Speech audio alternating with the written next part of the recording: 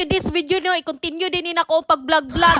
Kita pulan wag kayo nakaroon pa din ako i-plano nga i-share ninyo. Ni mga tawhana nga kauban ako nga walay paghimbasa. Ina ako sila nga mga tuta sa baliti. Musag wala mo'y paghimasa, wala mo'y kaligo. Isda dito mukit-kit sa inyong ingron. Inan po na ako sila nga pagdala lang mo og 20 pesos. Sa katawo na entrance dito nga tag 20 pesos. Oto sila tanan kay tuo magyud kay sila nako. Hala nagdala gyud sila 20 kay gusto sila musulay atong isda lagi nga mukit-kit sa imuhang ingron. May gani dili giti na to.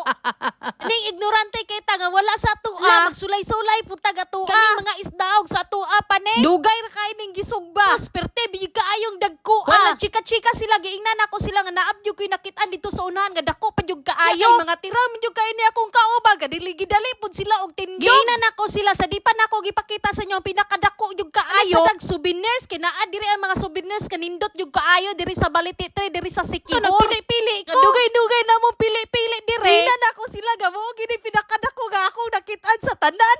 Gani mo kit-kit sa imong gitay busulirap yung ka. Visit magkaining baligya diri oy. For sure dito sa tuwa wala gyud ingon ani. Ingnan ako sila kung kinsa pa tong gusto mo palit og ingon nato anhila mo diri sa Baliti. Diri siya located sa San Juan. Tomorrow nito tanan guys, di kapoy na kog kinatawa.